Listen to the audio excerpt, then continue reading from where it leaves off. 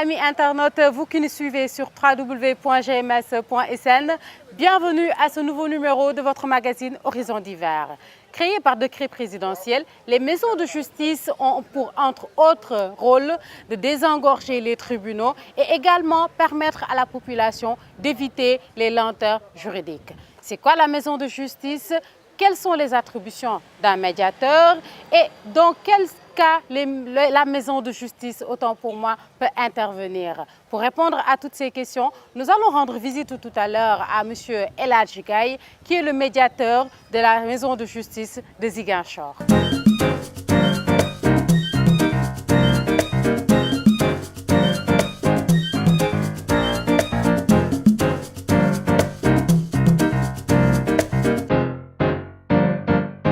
Voilà, comme je vous le disais tout à l'heure, chers internautes, nous sommes là dans le bureau de M. El Hadji Gaye, médiateur ici à Ziguinchor. Monsieur Gaye, bonjour. Bonjour, mademoiselle Tamba. Voilà, vous êtes ancien inspecteur divisionnaire de police. Vous avez été également le chef du service de lutte antidrogue et également correspondant du médiateur de la République ici à Ziguinchor. Et aujourd'hui, vous êtes le médiateur ici dans la région de Ziguinchor. Pouvez-vous un peu nous dire qu'est-ce que c'est que la médiation ou du moins c'est quoi la maison de justice? Merci, mademoiselle Tamba. Je m'en vais vous dire tout d'abord que la maison de justice fait partie d'un programme sectoriel de justice qui comprend en premier lieu les maisons de justice, les bureaux du justiciable implantés au niveau des universités du Sénégal et les bureaux d'orientation qui existent au niveau de chaque tribunal au Sénégal. Tout ceci, c'est parce que l'État sénégalais est conscient du fait que son institution judiciaire est très éloignée du justiciable. Et donc, est peu transparente également. Donc, c'est pourquoi l'État sénégalais a érigé ce programme sectoriel. Donc, pour ne pas trop détailler sur ce truc, puisque ça va prendre du temps, je vais répondre à votre question. Qu'est-ce que c'est que la maison de justice? La maison de justice, donc, est créée pour désengorger le tribunal. Donc, il a été amené de constater que le tribunal connaissait beaucoup de dossiers qui n'avaient pas de solution, qui ne finissaient pas par avoir de solution. Ceci était dû par le personnel magistrat très restreint, pour ne pas dire pratiquement inexistant dans certains tribunaux. Donc, le volume était débordé. Donc, il a été créé des maisons de justice pour, donc j'ai dit, désengorger le tribunal. La maison de justice est placée sous la direction du procureur de la République. Donc, on s'est également rendu que la justice, elle est lente. Elle est lente de par les procédures, de par les renvois de jugement et tout. Et quand le justiciable a un problème, son vœu le plus ardent, c'est d'être fixé le plus tôt que possible. Donc, également, la justice, elle est coûteuse. Nous avons également noté que la justice n'est pas discrète parce que les audiences se passent dans une grande salle accessible à tout le monde.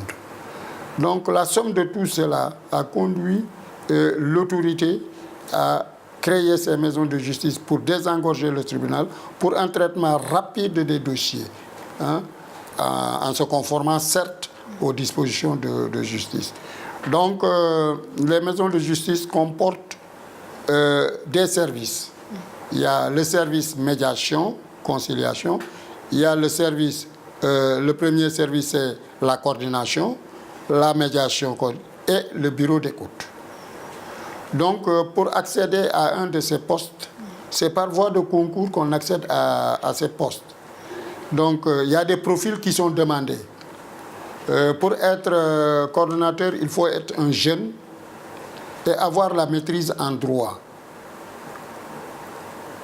Donc le coordonnateur a en charge l'administration de la maison de justice. Il est l'interface de la maison de justice avec l'administration et les autres services et ONG. Et il s'occupe de la formation et de l'information judiciaire. Il assiste les justiciables à obtenir des documents au niveau des tribunaux. Il lutte contre la délinquance juvénile et il a toute une panoplie de missions sociales lui est confiée. Ce coordonnateur également, en passant, est le secrétaire général du comité de coordination de la maison de justice. Le comité de coordination, en somme, c'est le conseil d'administration de la maison de justice qui a pour comme directeur, comme président le procureur de la République et qui regroupe tous les services qui peuvent intervenir dans le fonctionnement de la maison de justice. Donc le coordonnateur joue le rôle de secrétaire général de ce comité de coordination. Quant au médiateur, pour être médiateur, c'est beaucoup plus simple. Il faut être un fonctionnaire à la retraite. Il est dit dans les textes, pour être médiateur, il faut être à la retraite, être un magistrat à la retraite ou un officier de police judiciaire à la retraite ou un greffier en chef à la retraite. Officier de police judiciaire, c'est le policier ou le gendarme. Commissaire de police, inspecteur divisionnaire, principal divisionnaire de police, et gendarme, officier de gendarme ou commandant de brigade de gendarmerie à la retraite. Donc, ou greffier en chef, peuvent postuler au concours de médiateur. Donc, c'est ça. Donc, pour accéder chez le médiateur, il y a deux. Donc, le médiateur est compétent sur tous les conflits naissants d'infraction. Le médiateur est compétent sur tous les conflits naissants d'infraction. Donc, quand le médiateur est saisi, et comment il est saisi d'abord, il y a deux modes de saisine. Donc, la première saisine, c'est la saisine directe. Donc, le justiciable qui a un problème, qui vient directement voir le médiateur, qui lui expose, le médiateur prend immédiatement en compte et diligente le dossier. Ou c'est le procureur de la République qui lui transmet des plaintes qui lui ont été adressées ou des enquêtes de police ou de gendarmerie au médiateur. Et il est même dit que le tribunal, instance de jugement, peut saisir le médiateur pour fixer des dommages et intérêts. Donc, voilà, quand le médiateur est saisi, le médiateur a pour fonction essentielle d'écouter les gens, d'écouter les justiciables, de les comprendre, de les écouter. Ce qu'on appelle souvent la reformulation. Par la reformulation, on approuve, on fait comprendre au justiciable qu'il a été bien écouté et bien compris. Avec toute la discrétion. Avec toute la discrétion, puisque le médiateur, je viendrai sur ce volet de discrétion. Donc, le médiateur est là pour assister les parties à trouver elles-mêmes la solution de leurs problèmes. Un médiateur ne donne pas de solution, ne fixe pas de solution, mais il permet aux parties, par des techniques, il permet d'arriver à trouver elles-mêmes la solution à leurs différends.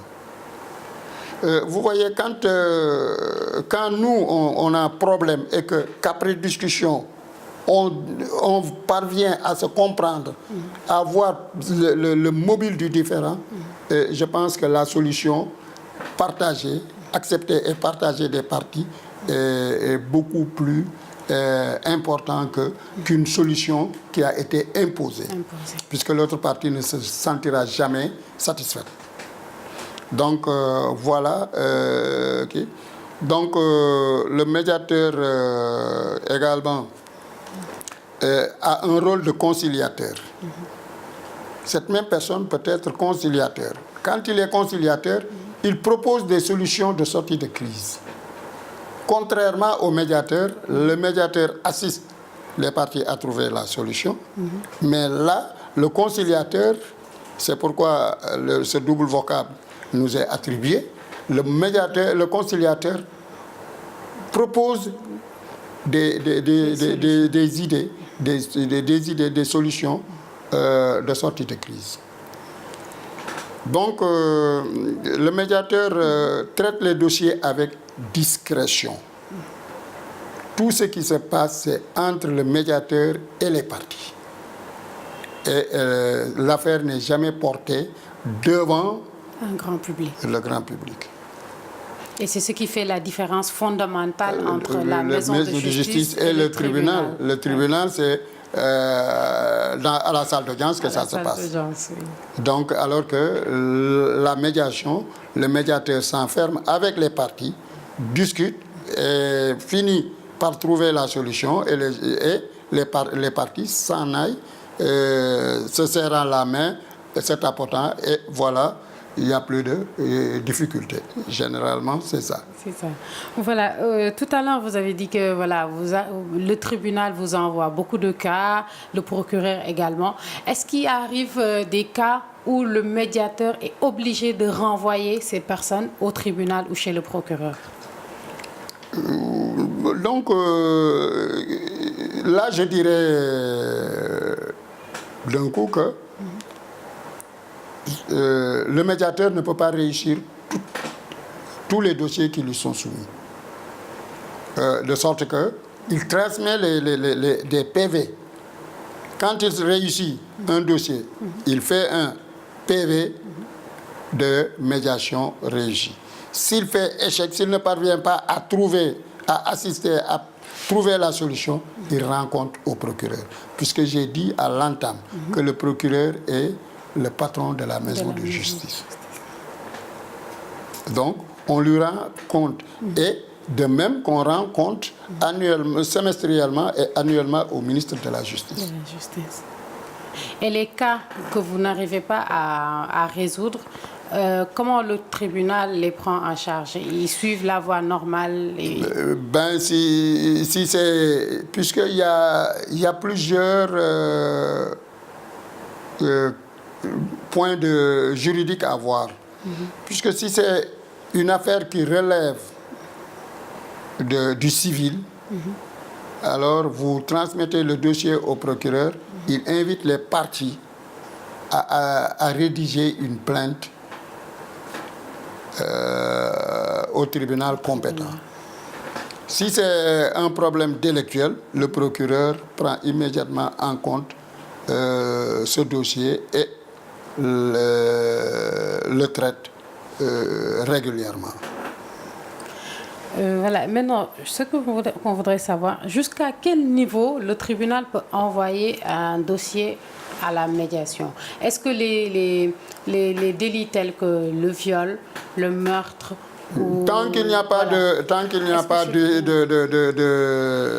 j'ai dit que le médiateur est compétent sur tous les conflits naissant d'infractions, sauf quand il y a crime de sang. Crime de sang. Quand il y a crime, le médiateur est incompétent. Mais le médiateur est compétent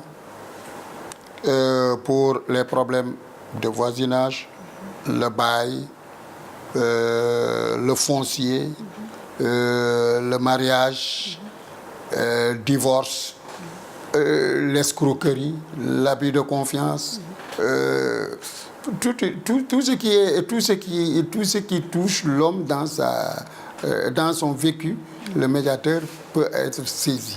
Mais quand il y a crime de sang, le médiateur remarque, il peut toujours intercéder, mais moi j'ai dit la prudence. Et quand il y a crime de sang, mettons-nous tout à fait derrière, ne nous faisons pas voir. Je pense que c'est plus sage. Quand il y a viol, là je pense qu'il faut laisser la justice, la machine judiciaire tourner convenablement. Il y a des délits pour lesquels vraiment il n'y a pas à intercéder. C'est pas parce qu'il y a maison de justice que toutes les affaires passent ici pour ne pas atterrir devant le tribunal. Moi, je dis non. Quand pour certains délits et crimes, moi, je réfère les gens, les parties, devant le tribunal. Voilà, tout à l'heure, dans votre présentation de la maison de justice, vous aviez dit que ça a été créé suite à un constat. Parce que les tribunaux sont vraiment débordés par les... Ça veut dire que la maison de justice n'a pas existé en même temps que les tribunaux. Donc, depuis son existence, est-ce que vraiment les populations sont au fait de cet organe? Oui, vous savez, la maison de justice a été créée d'abord en 1999 par un décret de 1999-11-24 du 17 novembre 1999. Ce décret a été modifié par celui de 2007-12-53. Donc, au départ, il y avait des maisons de justice qu'on a appelées les maisons de justice pilotes. Donc, c'était la maison de justice des HLM, c'était la maison de justice de Sicap Mbao, Diamaguène, et celle de Rufisque. Ces maisons de justice ont fonctionné pendant 3 ans. Quand on a fait l'économie du travail accompli, alors on a érigé d'autres maisons de justice. C'est ainsi qu'en 2007, il a été créé 3 autres maisons de justice, dont celle de Ziguinchor. C'était la maison de justice de Mbour, la maison de justice de Ziguinchor. Donc voilà les 3 dernières, et la maison de justice des Parcelles Assainies. Donc ce sont les 3 maisons de justice qui ont été créées en 2007. Donc vous voyez que la justice est là depuis. J'ai dit à travers mes propos, j'ai bien dit que l'État est conscient que sa machine judiciaire comportait certaines lacunes. Donc c'était cette lenteur, et généralement le Sénégalais a peur de justice. Quand on lui dit tu vas au tribunal, on va au tribunal, vraiment on devient un ennemi toute la vie. Et ça peut se répercuter sur même les ascendants. Donc, la justice était là, mais pour combler ce déficit, puisque le citoyen a droit à la justice et il doit avoir réponse à ses problèmes. Donc il n'est pas normal que ce justiciable vienne devant le tribunal poser son problème pour ne jamais connaître une issue. Est-ce qu'il vous arrive d'organiser des séances de sensibilisation, de communication à l'endroit de la population pour qu'ils sachent réellement ce que sert la maison de justice? Je pense que je reviens encore dans mes propos, c'est ressorti dans mes propos, puisque en parlant du coordonnateur, j'ai dit qu'il était chargé de la formation et de l'information juridique. À cet effet, nous avons mené des campagnes de sensibilisation dans les quartiers, en nous appuyant sur les chefs de quartier et les ASC et autres. Nous avons fait également une campagne de sensibilisation à travers des radios, les radios de la place. Et il nous arrive souvent de nous rendre dans les quartiers pour y développer des causeries sur des thématiques juridiques qui intéressent la population pour les inviter à s'approcher davantage de la maison de justice. Récemment, nous avons développé des causeries sur l'état civil. Vous connaissez le problème de l'état civil. On a fait presque tous les quartiers de Ziguinchor. Et à travers, on a un temps d'antenne à Kasumai FM, où tous les jeudis, on développe des thématiques juridiques. Alors, micro ouvert, les gens se posent des questions et nous, on essaie autant qu'on peut d'apporter l'éclaircie pour tout le monde. Donc, la maison de justice est un outil mis à la disposition de la justice pour leur faciliter l'accès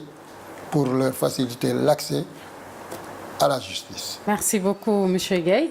On va juste prendre un dernier mot à l'endroit de nos internautes qui nous suivent via le site du groupe Médias du Sud. Moi, je dis souvent que la maison de justice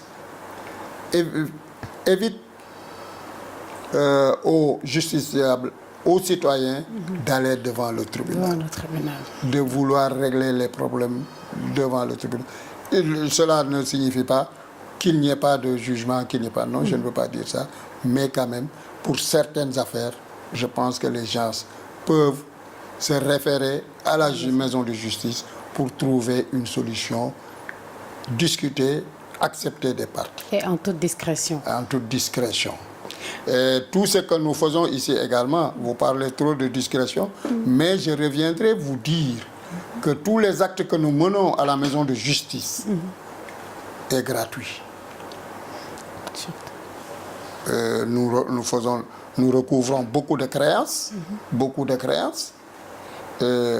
par année, c'est des dizaines de millions que je recouvre, mais il n'y a pas une retombée d'un franc dans la maison de justice. Donc tout est gratuit. Tout est gratuit.